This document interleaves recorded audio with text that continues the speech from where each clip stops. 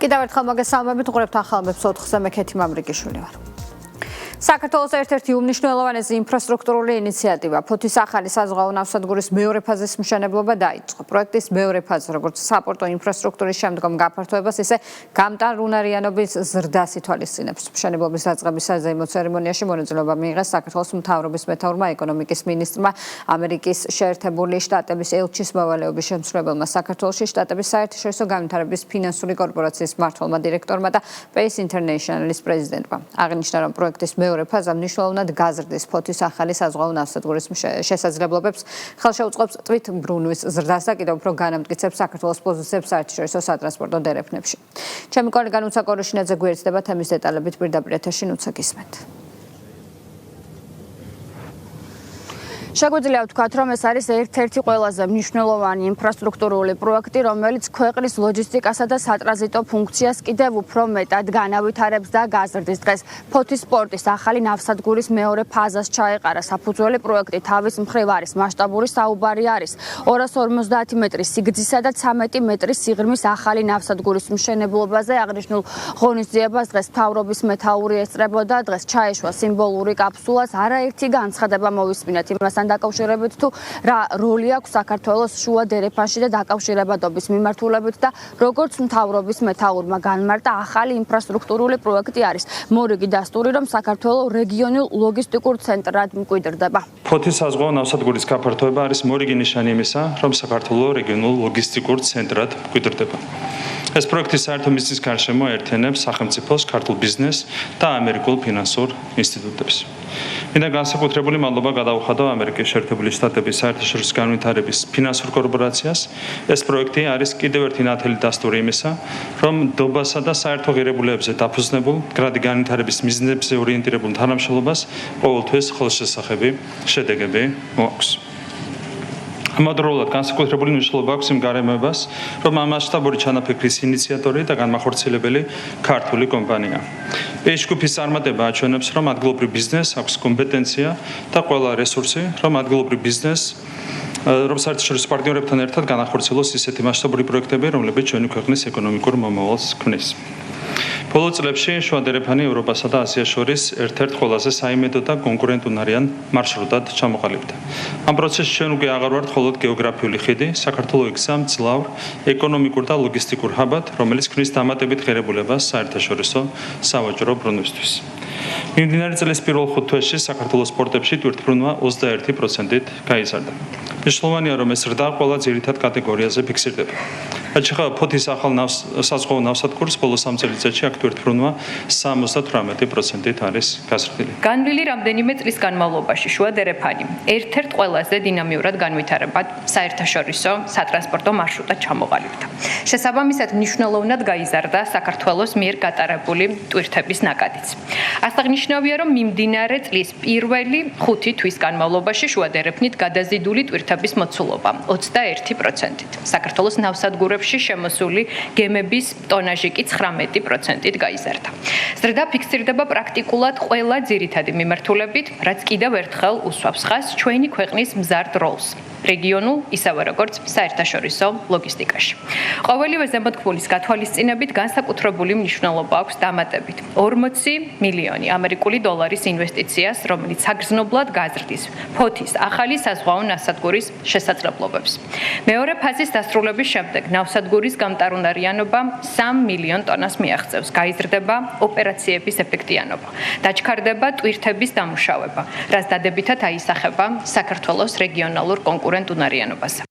პროექტი თავის მხრივ ერთი მიზნის გარშემო აერთიანებს სახელმწიფოს, ბიზნეს სექტორს და ამერიკულ ფინანსურ სექტორის წარმომადგენლებს. დღეს ჩვენ მოვისმინეთ ამერიკის შეერთებული შტატების ელჩის მოვალეობის შემსრულებლის განცხადებაც. მან ისაუბრა საქართველოს პოტენციალზე და ასევე აღნიშნულ პროექტზე, თუ რა სარგებელს მოუტანს ინფრასტრუქტურა თავის მხრივ ქვეყნებს და დაკავშირებადობას. გარდა ამისა, როგორც ელჩის მოვალეობის შემსრულებელმა განმარტა, ამერიკა მომავალშიც გააგრძელებს საქართველოსთან მჭიდრო პარტნიორობას.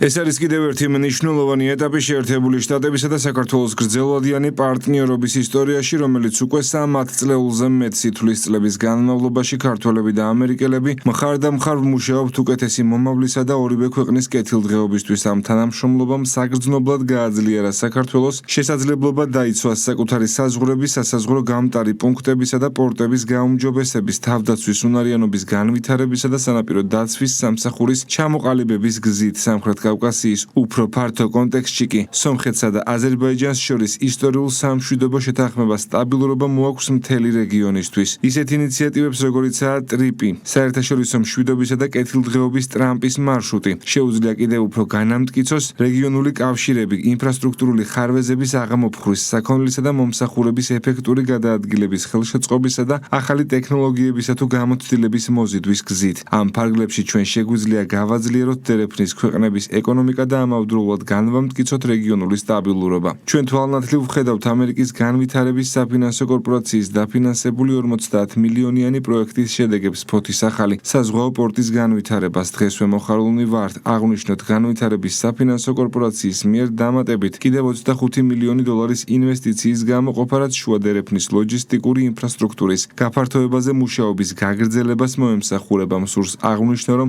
შეერთებული შტატები წლების განმავლობაში საქართველოს ერთ-ერთი ყველაზე მტკიცე მხარდამჭერია. მოხარული ვარ, რომ დღეს ვიმყოფები საქართველოში, შავი ზღვის ამ ულამაზეს სანაპიროზე, რადგან თქვენთან ერთად აღვნიშნო ფოთის ახალი საზღვაო პორტის კიდევ ერთი უმნიშვნელოვანესი ეტაპი. ფოთის პორტი საქართველოს ერთ-ერთი ყველაზე ამბიციური და წარმატებული ინფრასტრუქტურული პროექტია, რომელიც ქვეყნის პროგრესისა და წინსვლის სიმბოლოდ გვევლინება. 2022 წელს ამ მოდერნიზებული პორტის გახსნის დღიდან მან არსებითი როლი შეასრულა საქართველოს ეკონომიკის ტრანსფორმაციასა და ევროპასა თუ ცენტრალურ აზიას შორის მზარდი სავაჭრო ბრუნვის მომსახურებაში. დღეს კი, როდესაც ტრანსკასპიური დერეფნის მასშტაბით ვაჭრობა მუდმივად იზრდება, ჩვენ საფუძველს ვუყრით პორტის შემდგომ გაფართოებას. ეს პროექტი მას მისცემს შესაძლებლობას ღირსეულად უპასუხოს თანამედროვე გამოწვევებსა და მიიღოს უფრო დიდი ზომის გემები, გაატაროს მნიშვნელოვნად მეტი ტვირთი და სრულად გამოავლინოს საკუთარი პოტენციალი. DFC არის ამერიკის მთავრობის საინვესტიციო ერთეული. ის უზრუნველყოფს გლობალური მიწოდების ჯაჭვს. მუშაობს კერძო სექტორთან გრძელვადიანი ინვესტირების ფარგლებში. პრიორიტეტად ისახავს ინფრასტრუქტურას და ლოგისტიკას, რადგან ეს წარმოადგენს მყარი ეკონომიკის საფუძველს.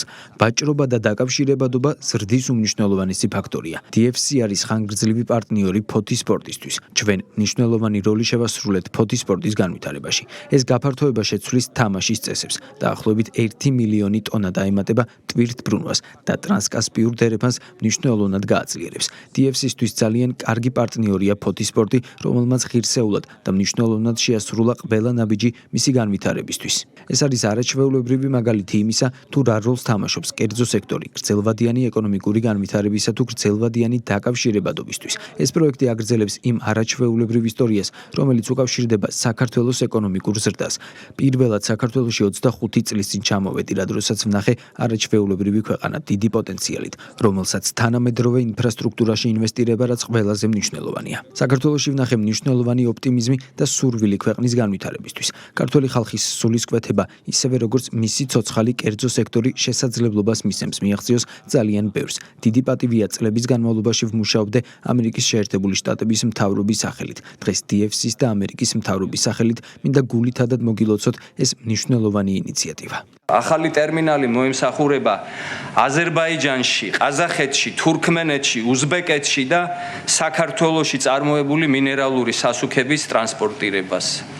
რაც ძალზედ მნიშვნელოვანია როგორც ჩვენი რეგიონისათვის, ისე მსოფლიო სასურსათო უსაფრთხოებისთვის. საერთო ჯამში ფოთის ახალი საზღვაო ნავსადგური 3-დან 5 მილიონ ტონა ტვირთამდე დაამუშავებს. ნავსადგურის სიღრმე, რაც ძალიან მნიშვნელოვანია, იძლევა საშუალებას მივიღოთ ჰენდიმაქსის ტიპის გემები, რაც ქვეყნის სატრანსპორტო ინფრასტრუქტურას კიდევ უფრო მიმზიდველს ხდის. ამჟამად პეიჟ ჯგუფი წარმოადგენს რეგიონში უმსხვილეს სატრანსპორტო კომპანიას, რომლის მფლობელობაშია ფოთის ახალი საზღვაო ნავსადგური და აერთიანებს საზღვაო სააგენტოს, საბროკეროს, ლოჯისტიკურ, საკონტეინერო და ნავმისადგომების ოპერატორ კომპანიებს. დასაქმებულია 1000-ზე მეტი ადამიანი. ფოთის ახალი საზღვაო ნავსადგურის განვითარების პირველ ფაზაში ინვესტირებული არის 93 მილიონი ამერიკული დოლარი. გარდა ამისა, პროექტმა გააჩინა თავის მხრივ 360 ახალი სამუშაო ადგილი, რაც შეეხება მეორე ეტაპზე დამატებით 50 ახალი სამუშაო ადგილი შეიქმნება. მადლობა ნუცა კოროშინაძე საუბრობდა პირდაპირ ეთერში. შეტევა საქართველოს სუვერენიტეტსა და ქართულ ეკლესიაზე ევროპარლამენტისა და ევროსაბჭოს საპარლამენტო ასამბლეის მიერ მიღებულ რეზოლუციებს ხელისუფლება დემოკრატიის ფუნდამენტური პრინციპების უხეშ დარღვევად აფასებს. პარლამენტის თავმჯდომარის შეფასებით ევროპარლამენტის რიგით მეათე რეზოლუციით ევრობიუროკრატია ღიად მიუთითებს, რომ საქართველოს ხელისუფლების ლეგიტიმურობის განსაზღვრის უფლება არა ქართულ ხალხს, არამედ მათ ეკუთვნით. შალვა პაპუაშვილი შემაშფოთებელ პრეცედენტებს უწოდებს ევროპული ინსტიტუტის მხრიდან საქართველოს მართლმადიდებელ ეკლესიაზე თავდასხმას და აცხადებს, რომ ევროპარლამენტმა ბოლო ანგარიში თავი გაუტოლა რუსეთის საოკუპაციო პოლიტიკას. პარლამენტის თავმჯდომარე ევროპულ ინსტიტუტებს მოუწოდებს შეწყვიტონ საქართველოს მიმართ მტრული რიტორიკა, დეზინფორმაცია, ხელისუფლების წინააღმდეგ, აღიარონ საქართველოს სუვერენიტეტი და დაერთვან საერთაშორისო სამართლის პრინციპები. რასა იუკნევიჩიანის მიერ მომზადებული ანგარიშით ევროპარლამენტმა ფაქტობრივად განაცხადა, რომ საქართველოს ხელისუფლების ლეგიტიმურობის განსაზღვრის უფლება არა ქართულ ხალხს, არამედ ბრიუსელის პოლიტიკურ ბიუროკრატიას ეკუთვნის. რომ სწორედ მას შეუძლია გადაწყვიტოს, ვინ უნდა მართავდეს საქართველოს და რომელი ხელისუფლებაა მისთვის მისაღები. ეს წარმოადგენს დემოკრატიის ფუნდამენტური პრინციპების უარყოფას.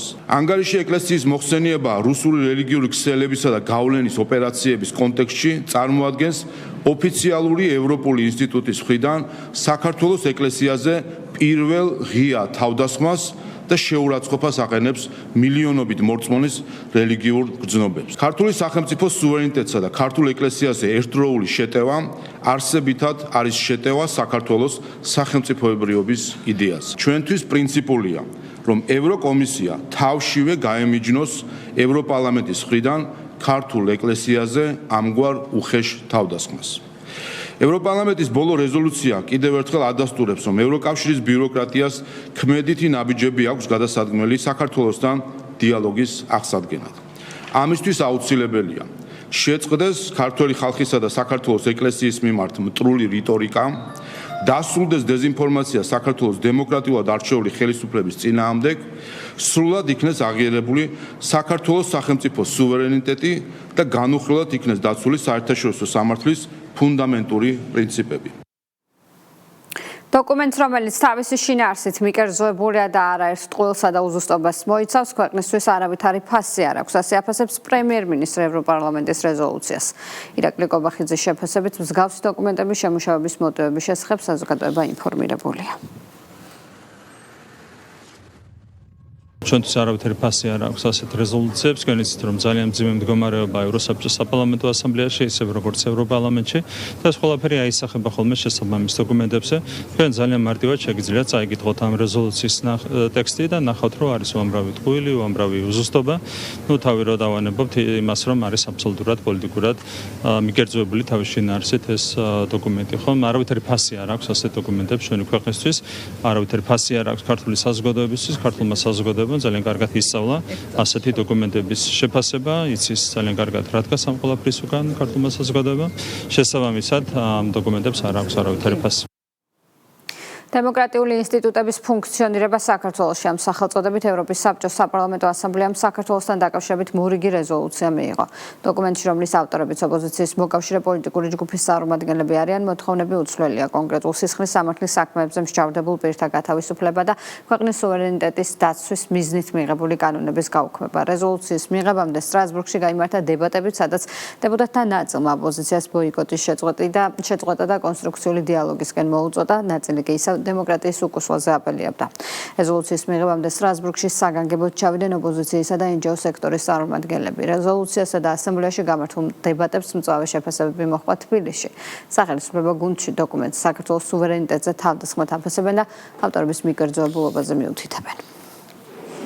თუკი რაიმე არის შეუთავსებელი ევროსაბჭოს ტრადიციულ ღირებულებებთან, ეს არის ის მიდგომა, რომელიც არის ამ რეზოლუციაში ასახული, ხო? აბსოლუტურად მძიმე მდგომარეობა, იგივე ადამიანებს რო გადახედოთ, რომლებიც აინიცირებდნენ ამ რეზოლუციას, იქ ნახავთ, რომ არაფერი კავშირი არ აქვს ამ ადამიანებს ტრადიციულ ევროპულ გაგებასთან. დიდი ხანია ცდილობენ ქართული ხალხის წინააღმდეგ შანტაჟის გამოყენებას, თუმცა ქართული ხალხი ამ ყველაფრის არ შანტაჟდება. რაც შეეხება ოპოზიციის როლს, ჩვენ ვიცით რა არის მათი როლი, ისინი არიან დაკავებული საბოტაჟით, ეს არის ჩვეულებრივი უცხოური აგენტურა, ეს ეხება პარტიებს, ეს ეხება ეგრეთ წოდებულ NGO-ებს, ისინი ჩასული იყვნენ საქართველოს წინააღმდეგ მტრული საქმიანობის მხარდასაჭერად. ეს აჩვენებს რა თქმა უნდა მათ ბუნებას, ისინი პასუხისმგებლობას იღებენ, იზიარებენ რა თქმა უნდა იმ სამარცხენო დოკუმენტზე, რომელიც დამტკიცდა ევროსაბჭოს საპარლამენტო ასამბლეაში. ევროსაბჭოს სადამთავრებულო დოკუმენტებთან შეუთავსებელი არის ევროსაბჭოს საპარლამენტო ასამბლეის ეს რეზოლუცია. ვინაიდან პირველი, რასაც ის არღვევს, ეს არის ქვეყნების სუვერენიტეტს. ევროსაბჭოს საპარლამენტო ასამბლეის სადამკვირვებლო მისია იყო 2024 წელს, რომელიც ცდილობდა მისი ხელმძღვანელი ბატონი ბულაი ცდილობდა ზეწოლას EUTHOS სამკვირვებლო მისიაზე, რომ შეეცვალათ EUTHOS ანგარიში. გუშინდელ რეზოლუციაში ის იყო ავტორი ცვლილებისა, რომლითაც ითხოვდნენ, რომ ჩაწერილიყო რეზოლუციაში, რომ სააკაშვილი არის პოლიტპატიმარი. აი როცა ასეთ ადამიანთან გვაქვს საქმე, რომელიც ცდილობს გამოიყენოს საერთაშორისო ინსტიტუტები იმისთვის, რომ სააკაშვილი გამოაცხადოს პოლიტპატიმრად, საქართველოს უკანასკნელი დიქტატორი, წამების სისტემის შემქმნელი, ამ ადამიანისგან რა ობიექტური დასკვნები და შეფასებები შეიძლება ველოდოთ. ქართულ ხალხს ჩვენთვის მანდატი მოცემული აქვს ორი მთავარი ამოცანისთვის. ეს არის ქვეყნის ტერიტორიული მთლიანობის აღდგენა და საქართველოს ხალხის კეთილდღეობის გაძლიერება და ამ ორ ამოცანას ვემსახურებით ჩვენ. რომელი ინსტიტუციაც ამ ორ ამოცანას ხელს შეუწყობს, იმ ინსტიტუციას ვეთანამშრომლობთ. საქართველოში უმუშევრობის დონე ისტორიულ მინიმუმზე ანგარიშს საერთაშორისო სავალუტო ფონდი აქვეყნებს. დოკუმენტის თანახმად დასაქმების სტრუქტურა თანდათან გადაადგილდა სოფლის მეურნეობიდან ვაჭრობისა და მშენებლობის სექტორებისკენ. ამავე დროს ვაკანსების რაოდენობა გაიზარდა მაღალ კვალიფიციურ სექტორებში, როგორიც არის ინფორმაციული ტექნოლოგიები და ფინანსები, მაშინ როდესაც შემცირდა საშუალო კვალიფიკაციის სამუშაოებზე მოთხოვნა ვაჭრობის, გაყიდვისა და მშენებლობის სფეროებში. სავალუტო ფონდი უმუშევრობის სრულად დაძლევის პრიორიტეტულ ნაბიჯებად სასწავლო პროგრამების შრომის ბაზრის მოთხოვნებთან მეტად დაახლოებას და პროფესიული განათლება გადამზადების გაძლიერებას ასახელებს. საერთაშორისო სავალუტო ფონდმა დაადასტურა, რომ საქართველოში უმუშევრობა არის ისტორიულ მინიმუმზე. სავალუტო ფონდი აღნიშნავს იმ გამოწვევებს, რომელიც არის შრომის ბაზარზე, ეს განსაკუთრებით ეხება ახალგაზრდების დასაქმების საკითხს და კვალიფიციური სამუშაო ძალის, კვალიფიციური სპეციალისტების საკითხს. მნიშვნელოვანია შრომის ბაზარს მიეწოს ადეკვატური კვალიფიკაციის სპეციალისტები. ამასთან დაკავშირებით საქართველოს ყველაფერს გააკეთებს განათლების რეფორმით, ყველა რეფორმით გავაკეთებთ ყველაფერს იმისათვის, რომ მაქსიმალურად გაიზარდოს დასაქმების მაჩვენებელი და შემცირდეს უმუშევრობა. საქართველოს მორიგი აღიარება. ჩვენი ქვეყანა ბიუროკრატიის ხარისხით მსოფლიოში 25 ადგილზე გავიდა. კვლევა ჩენდლერის ინსტიტუტმა კარგი მთავრობის 2026 წლის ანგარიშის ფარგლებში გამოაქვეყნა. საქართველოს პოსტსაბჭოთა სივრცეში პირველ ადგილზეა, უსწრებს ევროკავშირის ყველა კანდიდატ ქვეყანას, ევროკავშირის შენგენის ზონისა და ნატოს წევრ 18 სახელმწიფოს, მათ შორის იტალიას, ესპანეთს, პორტუგალიას, ჩეხეთს, სლოვაკეთს, უნგრეთს, პოლონეთს, ხორვატიას, ესტონეთს, ლატვიას, ლიეტუვას, საბერძნეთს, რუმინეთს, ბულგარეთს, მალტას და სხვა ქვეყნებს. ბიუროკრატიის ხარისხის მსოფლიო რეიტინგი ორ გლობალურ ანგარიშგებას ეფუძნება. პირველ შემთხვევაში გამოკითხვის მიზანი იყო შეეფასებინა ბიუროკრატიის ხარისხი და უნარი განახორციელოს სახელმწიფო პოლიტიკა. მეორე ნაწილი უკავშირდება იმის გარკვევას, თუ რამდენად აქვს ბიუროკრატიას მართვის ძალა და გამოცდილება პოლიტიკაში მკვეთრი ცვლილებებისა და სახელმწიფო სერვისების შეფერხების გარეშე. ბევრი თვალსაზრისით არის მნიშვნელოვანი, მათ შორის იმისათვის, რომ ბიზნესი სწრაფად კეთდებოდეს და ბიუროკრატია სათანადოდ მუშაობს საქართველოში, არ ქმნის მათ შორის ჭარბარიერებს, არც ბიზნესისთვის, არც მოქალაქეებისთვის და ამ კუთხით საქართველოს არის ერთ-ერთი მოწინავე მსოფლიოში და ეს აისახება, რა თქმა უნდა, შესაბამის საერთაშორისო რეიტინგებში. იუმორისტულ გადაცემაში გასული სკეჩი, რომელსაც საზოგადოების მწვავე რეაქცია მოჰყვა. ონკოპაციენტი ბავშვების მშობლები გმობენ ერთ-ერთ YouTube პროექტში შოუს მონაწილეების ეგრეთ წოდებულ ხუმრობას, რომელიც მათი თქმით ლეიკემიით დაავადებული პაციენტების დისკრედიტაცია და შეურაცხყოფაა. მშობლები გადაცემის ავტორებსა და წამყვანებს, მათ შორის ბეცონ სპორტს, გიორგი კალტოს, ნიკა შევარდნაძეს და მათ კოლეგებს შეცდომის გააზრებისა და ბოდიშის მოხდისკენ მოუწოდებენ. ონკოლოგიური დაავადების მქონე ადამიანების ღირსების შელახვად აფასებს იმავე ეგრეთ წოდებულ ხუმრობას არასამთავრობო ორგანიზაცია Oncoline Georgia. ჩვენ სკეჩის ერთ-ერთ მონაწილეს გიორგი კალატოს დავუკავშირდით, რომელმაც თავის მართლებას სცადა და განაცხადა, რომ მათი ეგრეთ წოდებული ხუმრობა საზოგადოება მათ შორის მშობლებმა არასწორად აღიქვეს. რაპუნცელ, გადმომიგდე შენი თმა. ლეიკემია მაქვს.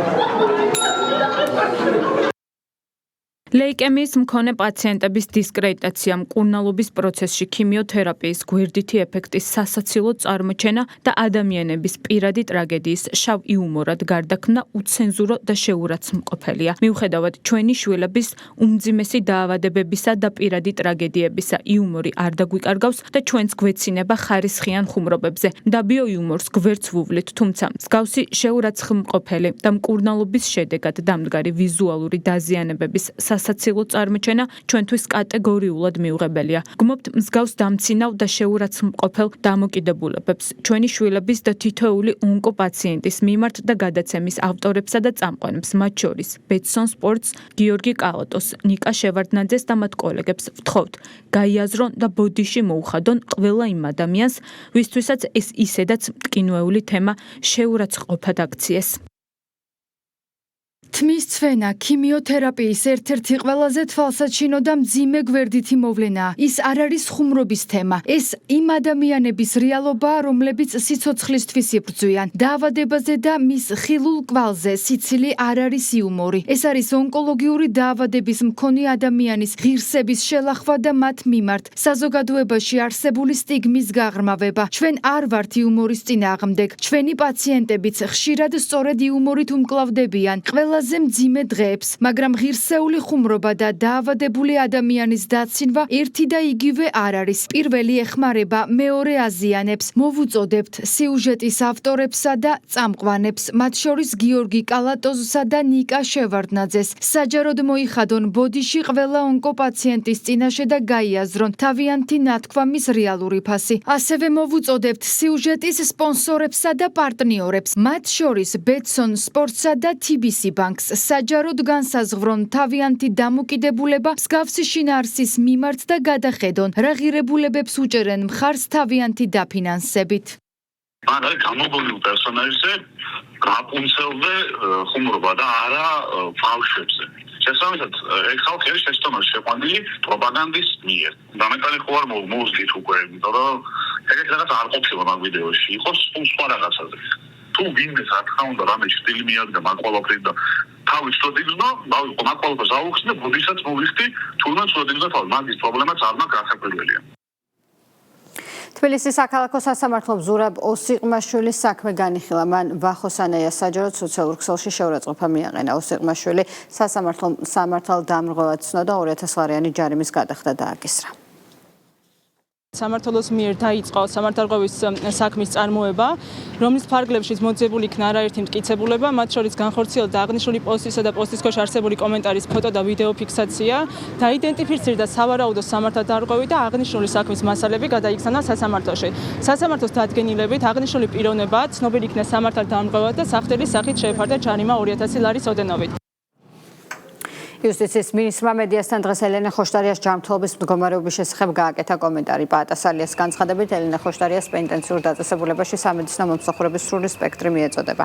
რაც შეეხება მსჯავრდებულთან მის მიერ მოთხოვნილი ექიმის შესვლას, როგორც მინისტრი განმარტავს, ამისათვის საჭიროა ექიმის პირადობის და სპეციალიზაციის დამადასტურებელი დოკუმენტის წარდგენა, რაც ამ დრომდე არ წარუდგენიათ.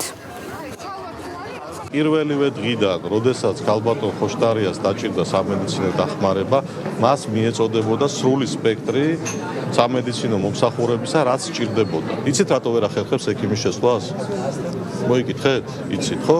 იმიტომ რომ ვერ მიაწოდეს პენტენციურ სამსახურს ექიმის პირადობის მოწმობის ასლი და შესაბამის სფეროში, სამედიცინო სფეროში ექიმის სპეციალიზაციის დამადასტურებელი დოკუმენტის ასლი. ეს არის ყველაფერი და ახლა მე მეთქვით რომ არ არის სპეკულაცია, ეს არის ჩვეულებრივი სპეკულაცია. მიაწოდოთ, მზადყოფთას გამოხატავდა სპეციალური პენტენციური სამსახური, ახლა მზადყოფთას გამოხატავს, როგორც კი იქნება მიწოდებული ეს დოკუმენტაცია, ექიმი შეძლებს შესვლას და მოინახულოს ქალბატონი ხოშტარია.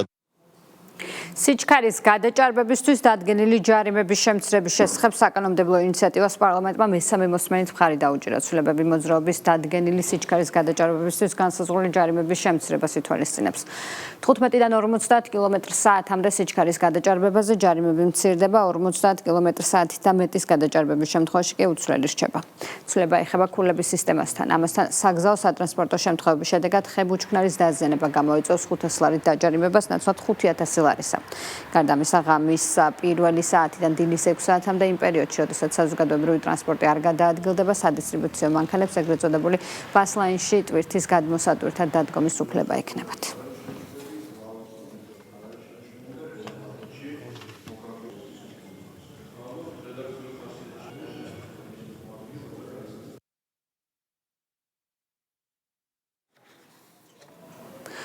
შინაგან საქმეთა მინისტრი მოადგილეებთან ერთად იმერეთის რეგიონს ეწვია და სამინისტრო სტრუქტურულ დანაყოფებში სამუშაო შეხვედრები გამართა. დეპარტამენტების ხელმძღვანელებმა სულხან თამაზაშვილს რეგიონში არსებული ვითარებისა და მიმდინარე საჭიროებების შესახებ ინფორმაცია მიაწოდეს. მინისტრი ასევე ქუთაისის საერთაშორისო აეროპორტში იმყოფებოდა, სადაც საპატრულო პოლიციის, დაცვის პოლიციისა და ცენტრალური კრიმინალური პოლიციის დეპარტამენტების თანამშრომლებს შეხვდა.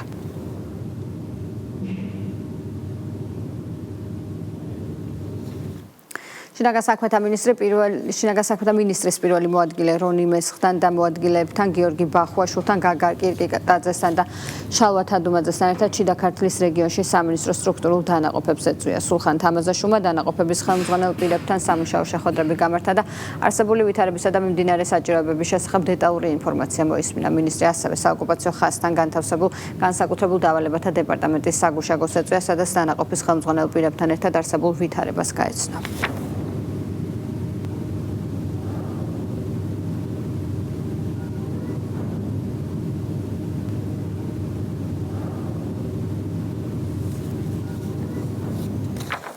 ეკონომიკის მინისტრი აჭარის მთავრობის თავმჯდომარესთან ერთად ბათუმის სახელმწიფო საზღვაო აკადემიას ესტუმრა. მარიამ ქრევიშვილმა მეზღვაურთა საწვრთნელ ცენტრში არსებულ სასწავლო ინფრასტრუქტურა დაათვალიერა და საზღვაო განათლების პროცესში გამოყენებულ თანამედროვე სასწავლო სიმულაციებსა და აღჭურვილობას გაეცნო. აღნიშნული ტექნოლოგიები მეზღვაურებს პროფესიული უნარების განვითარებისა და რეალურ სამუშაო გარემოსთან მიახლოებულ პირობებში მომზადების საშუალებას აძლევს.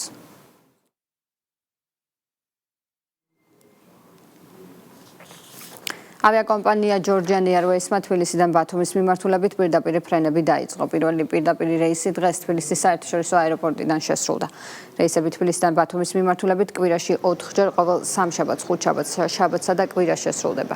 ფრენის ხანგრძლივობა 45 წუთია. თბილისი-ბათუმი თბილისის რეისის გახსნასთან დაკავშირებით თბილისის საერთაშორისო აეროპორტში ღონისძიება გაიმართა. შეკრებილ სტუმრებს სიტყვით მიმართეს Georgian Airlines ჯგუფის დირექტორთა საბჭოს თავმჯდომარემ და TAV Georgias გენერალურმა მენეჯერმა. ღონისძიებას ავიაკომპანია Georgian Airways-ის ხელმძღვანელი პირები, სამოქალაქო ავიაციის სააგენტოსა და აეროპორტების გაერთიანების წარმომადგენლები ესწრებოდნენ.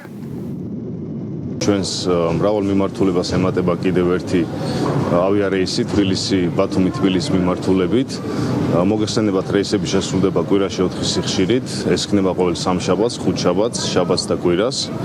და ამისთვის განსაკუთრებულად დროები იქნა შერჩეული. გაფრენა თბილისიდან იქნება დილის 9 საათზე, ხოლო ბათუმიდან 19 საათსა და 30 წუთზე.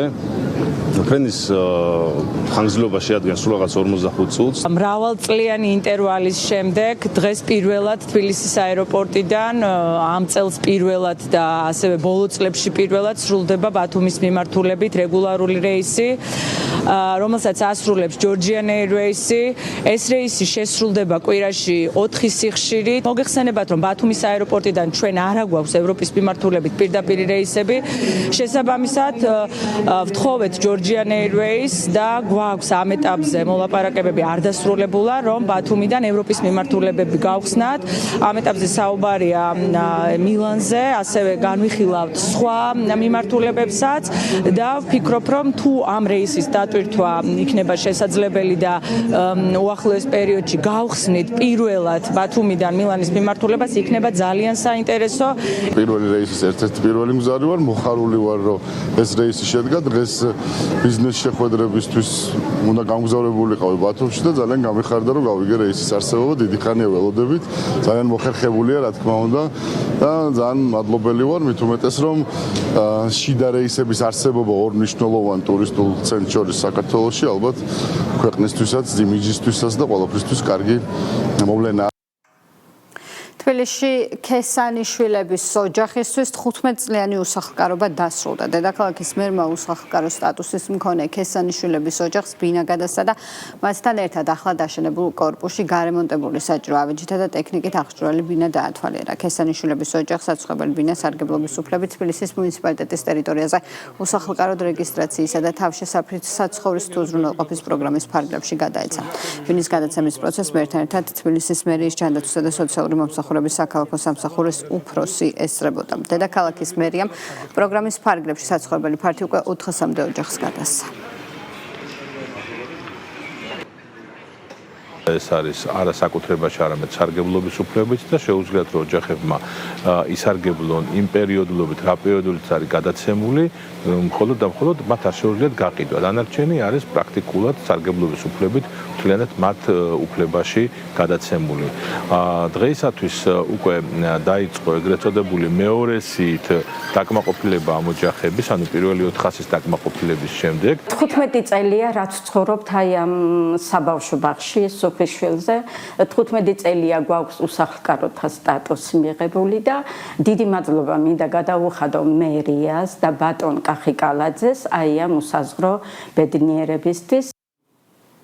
თბილისში 23 და 102 საჯარო სკოლების განახლება აქტიურად მიმდინარეობს. სამუშაოებს ინფრასტრუქტურის მინისტრი, განათლების მინისტრის მოადგილესთან, პარლამენტის წევრებთან და ადგილობრივი თვითმმართველობის წარმომადგენლებთან ერთად გაეცნო. პროექტებს ინფრასტრუქტურის სამინისტროს მუნიციპალური განვითარების ფონდი ახორციელებს. ნომერ 23 საჯარო სკოლაში პროექტი ისტორიული შენობის სრულ რეაბილიტაციას ითვალისწინებს. არსებული შენობის სრული რეაბილიტაცია მიმდინარეობს ნომერ 102 სკოლაშიც.